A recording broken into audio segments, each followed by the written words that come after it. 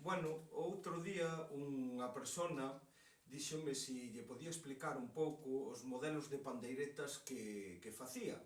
Entonces, pois pensei en gravar un vídeo para explicalo, para ver as cousas que temos aquí no taller.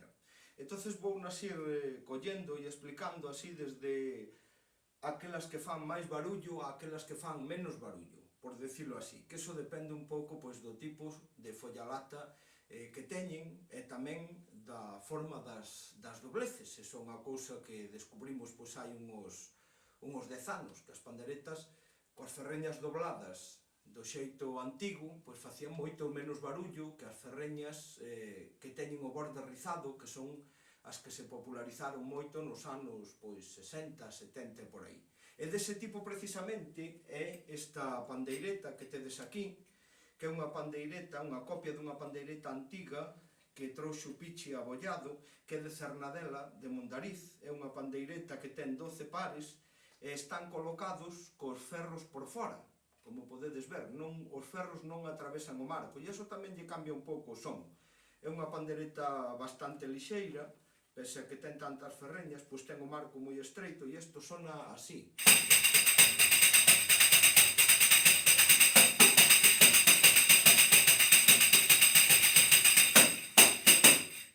Deste tipo de ferreñas rizadas, que xa vedes que fan bastante barullo, o modelo que máis se empregou en Galicia, xa vos digo, a partir dos anos 60, foi o modelo que facía o artesán de San Lourenzo, o señor Manuel. O señor Manuel facía unha pandeireta bastante pequena, de 23 centímetros de diámetro, normalmente con 9 pares, aunque tamén as facía máis pequenas, e este é o modelo que usamos todos e o modelo que todos os artesáns copiamos del.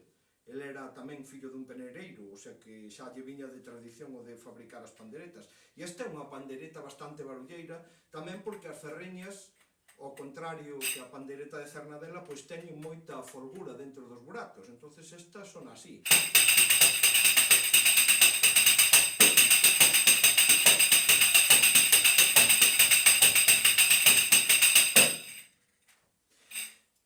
Bueno, despois, agora vou vos enseñar pandeiretas que xa non son do modelo de ferreñas rizadas, senón que son ferreñas copiadas de outras antigas, ou sea, ferreñas nas que fomos imitando ou intentando buscar sons de pandeiretas antigas. Esta é unha pandeireta de 10 pares, de pares enfrontados, porque antigamente en Galicia non eran sempre as ferreñas distribuídas así homoxeneamente ao longo do marco, senón que tamén se estilaron este tipo de pandeiretas que por algunha razón, nalgún tempo, acabouse por pensar que era o xeito castelán de poñer as ferreñas, pero non, aquí en Galicia hai moitas fotos de pandeiretas antigas con este tipo de distribución así por pares. Este modelo chámolle de Buciños, que é unha aldea dali de cerca de onde eu son, de Castro de Carballedo, da Ribeira Sacra, e vedes que ten ferreñas que non están plisadas, é dicir, son completamente planas, vale?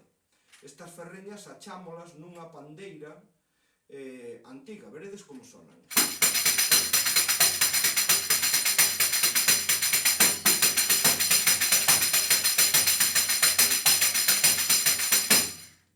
Xa vedes que fai moito menos barullo que esta, por exemplo.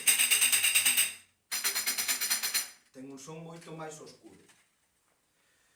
Despois temos aquí outro modelo, que é o modelo que eu lle chamo de Pradenda, porque está baseado na fotografía da pandeireta do cego de Pradenda, unha fotografía de principios do século XX de Zagala, que se conserva no Museo de Pontevedra. E de ali saquei a idea de facer este tipo de doblado e este tipo de distribución, que despois funcionou bastante ben, porque é unha pandeireta que sona bastante pouco. En principio fabricámolas así, de 8 pares.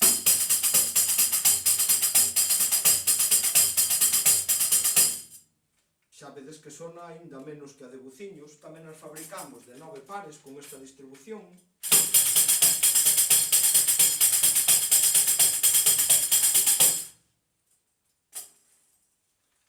Ou mirade, por exemplo, unha de 9 pares, que ides ver o efecto de poñer as ferreñas por fora, ou sea, cos ferriños por fora ou por dentro. Esta ten os ferriños por fora, mirade. exactamente igual que esta. O que pasa é que esta ten os pasadores por dentro da madeira. E hai diferencia no son, non sei se o apreciades. Os restos son pandeiretas iguais. Bueno, e deste modelo de pradenda tamén facemos o modelo de 10 pares. Xa vedes que teñen uns sons moi parecidos, pois o espazo que ten para as ferreñas e o tipo de doblado é igual. Mais oscuro que este son, podémolo obter se temperamos as ferreñas. O doblado é o mismo, a follalata é a mesma, pero están temperadas.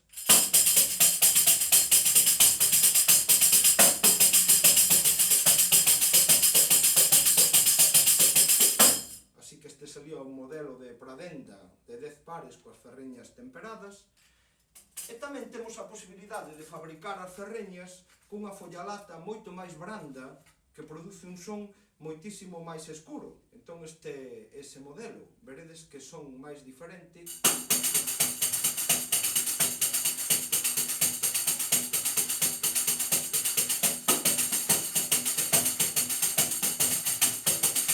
Xa vedes que as ferreñas, pois aquí, están moito máis apagadas.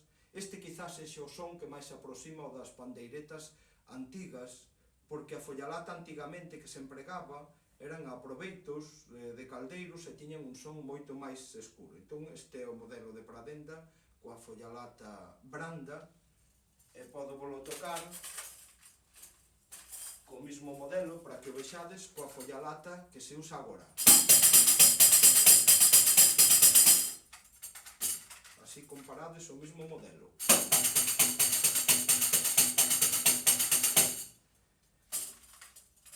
Bueno, outro modelo que fabricamos, a parte do de Manuel, o de Buciños e o de pradenda, é o modelo de Guillade. O modelo de Guillade saiu desta pandeireta que nos trouxo Luís Prego, que era do cego de Guillade, alá no Baixo Miño. Esta é unha pandeireta que, como vedes, ten un burato para tocar, ten arillos de reforzo, 2 arillos, máis o da pel 3, ten 10 pares e ten un doblado das ferreñas que non é plisado, pero non é exactamente o mesmo plisado que as pandeiretas dos anos 60 e 70. Entonces produce un son moi diferente. Pois basándonos nesta pandeireta que nos trouxe o Luís Prego, que evidentemente é unha pandeireta para tocar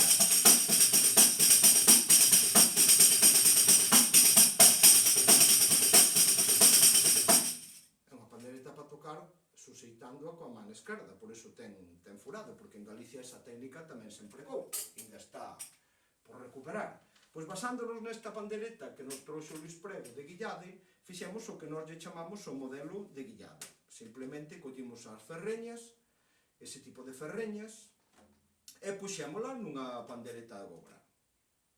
Entón, aquí temos dúas posibilidades para o son, porque cando fixemos esta pandereta había xente que lle gustaba co son un pouco máis brillante e o son un pouco máis choco, por decirlo así. E iso, a parte do material e do doblado da ferreña, tamén depende do que as ferreñas podan moverse no burato.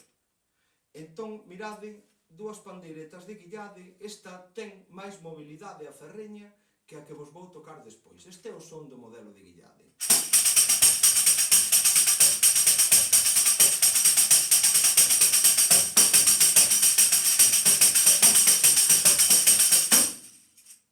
Ou coas ferreñas máis apretadas,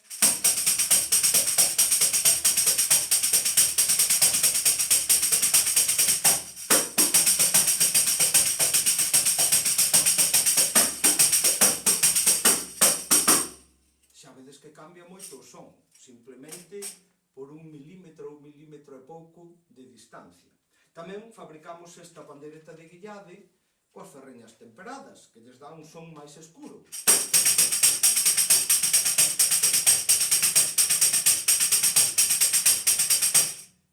E aínda máis oscuro se o que empregamos é follalata da branda, que é esta que teño aquí.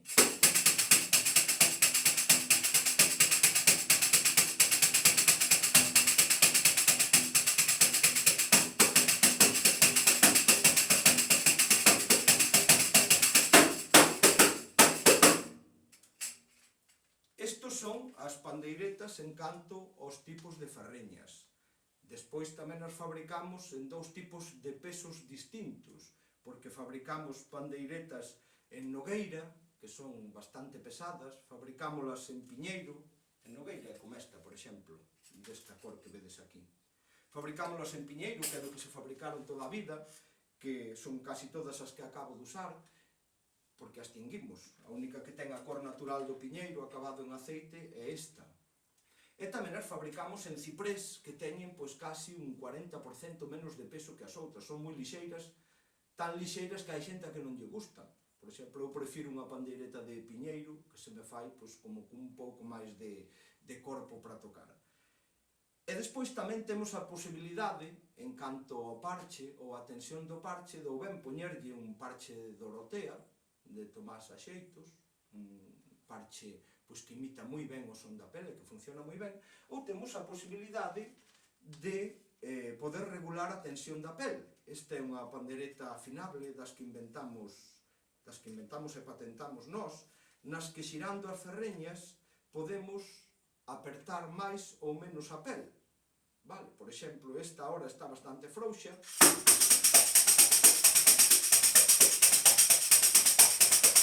pero podemos apertar xirando as ferreñas, podemos apertar a pel, así non temos que usar ninguna chave, e pódese facer tranquilamente mentras un está falando ou presentando unha peza ou calquer cousa.